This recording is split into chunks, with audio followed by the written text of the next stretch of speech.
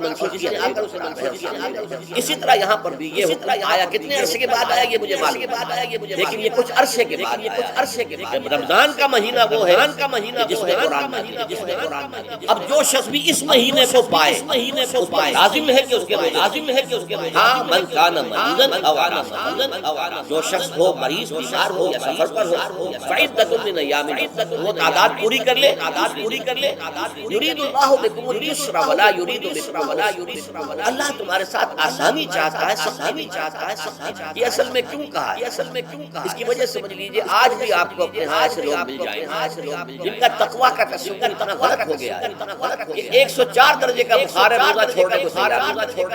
بھلے آدمی ہو، اللہ نے تمہیں ایک نصیحت دی ہے تو خام خواہ اپنے اوپر یہ شدت کیوں لے رہے ہیں؟ لیتے ہیں روزہ چھوڑنے کو تیار، روزہ سفر پر جا رہے ہیں، ایک موقع پر ایک غزوے کے دوران ایسا لوگوں نے سفر روزہ رکھا ہوا تھا، لیکن وہ اتنے یوں سمجھیے مطمئن ہو گئے کہ جب پڑاؤ پر پہنچے تو جن کا روزہ نہیں تھا انہوں نے بڑی چاق و چوبند طریقے سے خیمے نصب کیے، سارے بندوبست کیا اور یہ جا کر بے سود ہو کر حضور نے فرمایا ان کو دیکھ کر لیسا من البر الصیام فی الصیام، سفر میں روزہ رکھنا یہ کوئی نیکی کا کام، یہ نیکی کا غلط تصور ہے کہ تم نے اپنے اختیار یہ تمہارے اندر تشدد پسندی پیدا ہو گئی۔ دین کے احکام میں جو مقصد ہے وہ کیا ہے؟ یرید اللہ بکم اليسر ولا یرید بکم العسر، اسی پر عمل کرتے ہوئے حضور نے فرمایا جو بھی علماء دین جو رہنمایان دین ان کا کام کیا ہے؟ آپ نے فرمایا دیکھو آسانیاں پیدا دین میں سختیاں پیدا کرنا بھی وہ اسم اور اغلال بن جاتا ہے کہ جس کو رفع کرنے کے لیے جس سے لوگوں کو یہودیوں کو اور تمام اہل کتاب کو نجات دینے کے لیے اللہ تعالیٰ نے اپنے رسول محمد صلی اللہ علیہ وسلم کو بھیجا۔ وَيَضَعُ عَنْهُمْ إِصْرَهُمْ وَالْأَغْلَالَ الَّتِي كَانَتْ جہاں وہ نیکی کا حکم دیتے ہیں بدی سے روکتے ہیں، پاکیزہ چیزوں کو حلال ٹھہراتے ہیں اور خبیث چیزوں کو ناپاک چیزوں کو حرام قرار دیتے ہیں، وہیں پہ لوگوں کے اوپر سے وہ بوجھ بھی ختم سے انہوں نے خام خواب کو ان میں سے یہ بھی ہے کہ یہ نیکی کا کام نہیں ہے کہ آپ سفر میں ہیں اور یرید اللہ بکم اليسر ولا یرید بالعسر وَلِتُكْمِلُوا الْعِدَّةَ، لیکن یہ بات واضح ہے اب تمہارے لیے تعداد کو پورا کرنا لازم ہے، یہ نہیں ہے کہ آپ اس کی جگہ پر فدیہ دے دو بات روزے کی تعداد آپ کے رمضان میں 2 روزے 3 روزے 4 روزے بیماریوں میں ٹھیک ہے، لیکن دوسرے دنوں میں اس کی قضا دینی لازم، وہ روزے رکھنے جو ہے آپ پر لازم اس کی طاقت کا کوئی بدل جو ہے وہ فدیہ نہیں ہوتا۔ البتہ یہ نوٹ کر لیجیے یہ حکمت نبوی ہے، یہاں اگرچہ وہ فدیہ کا حکم جو ہے گویا کہ بظاہر قرآن مظاہر فاصل یہ مطلقاً منسوخ ہے، لیکن حضور نے اس کو خاص حالتوں میں باقی رکھا ہے۔ کوئی شخص اتنا بوڑھا ہو چکا ہے یا خاتون ہو چکی ہے کہ دن بھر کا فاقہ جو ہے اس میں اندیشہ ہے کہ کہیں ہلاک، کوئی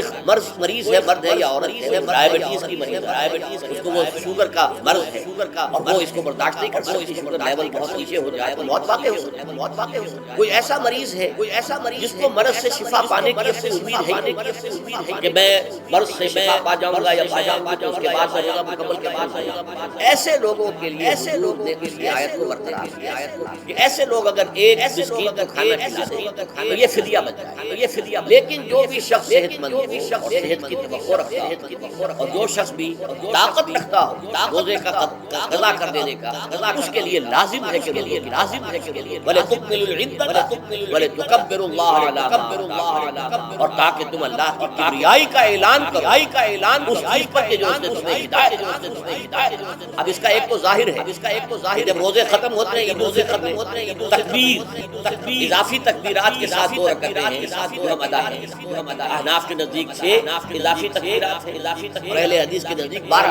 لیکن تکبیرات ہیں اضافی تکبیرات ہیں، اور یہ کہ جاتے ہوئے اور آتے ہوئے عید کے لیے آپ جا رہے ہیں تو تکبیرات پڑھ رہے ہیں، واپس آ رہے ہیں تکبیر پڑھ، اور یہ بھی کہ جاتے ہوئے راستہ کوئی اور آتے ہوئے راستہ اختیار کیجیے تاکہ پورا شہر پوری بستی جو ہے تکبیر کی آواز سے گھر۔ یہ ظاہر ہے، باطن اس کا کیا ہوگا؟ اللہ کی کبریائی کا اعلان کرو، اللہ کی کبریائی کو نافذ کر دے۔ جب اللہ نے تمہیں ہدایت دے دی، تمہیں اپنے دین حق سے نواز دیا، تمہارا فرض ہے کہ اس کو قائم، اس کے لیے جد و جہد کرو، اس کے لیے تن من دھن لگاؤ، اس کے لیے جان اور مال سے جہاد کرو، وَلِتُكَبِّرُوا اللَّهَ عَلَىٰ مَا هَدَاكُمْ وَلَعَلَّكُمْ، اور تاکہ تم واقعتاً اس پر بھی گفتگو رکوع بعد اس پر بھی یہ حکمت صوم کے حوالے سے اس کے بعد جو ہے ایک آیت چھوڑ کر پھر اگلی 5ویں آیت یہ ہے تکمیلی احکام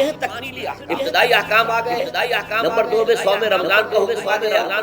نمبر 3 پر ہوا کیا تھا کہ جب روزوں کا حکم دیا گیا تو چونکہ مثال آپ نے رکھی تھی یہود جو ہے عاشورہ کا روزہ رکھے اس سے گمان یہ کیا گیا کہ جو احکام یہود کی شریعت میں ہیں روزے کے شاید وہی ہماری شریعت اور ان کی شریعت میں یہ تھا کہ رات کو سو گئے تو روزہ شروع اور وہ روزہ اب نہ کوئی سحری ہے نہ رات میں کے دوران کوئی میاں اور بیوی جو ہے وہ بستری کر سکتے ہیں بلکہ یہ کہ وہ روزہ صبح سے لے کر پھر جب رات کے بعد آئے گی صبح سے پھر دوپہر اور شام اور غروب آفتاب پر جا کر گویا کہ کم و بیش 20 گھنٹے کا ہوگا یا 21 گھنٹے کا ہوگا کہ اگر غروب آفتاب کے 30 گھنٹے کے بعد آدمی سو گیا تو وہاں سے جو روزہ شروع ہوا ہے تو غروب آفتاب پر اگلے روز جو ہے وہ ختم ہو جائے گا 20-21 گھنٹے جائے گا یہ روزے کا حکم یہ روزے سمجھا اس کی صراحت کوئی نہیں لیکن لوگ جو ہے کہ صراحت منفی بھی نہیں لہذا وہ رات کے وقت میں جب دن ہوتے تھے ان کی راتوں میں وہ اپنی جو بھی ایک کبھی ضرورت ہے جو ہم بستری ہے میاں اور بیوی کی شوہر اور بیوی کی وہ کب گزرتے تھے جذبات کے اندر جو بھی اس وقت ان کی احتیاج ہوئی دل میں کھٹک رہتی تھی کہ پتہ نہیں ہم نے یہ صحیح کام کیا نہیں کیا غلط کیا اس سے یہ کہ ظاہر بات ہے کہ قرآن مجید اسے قرار دے رہا ہے اپنے آپ سے خیانت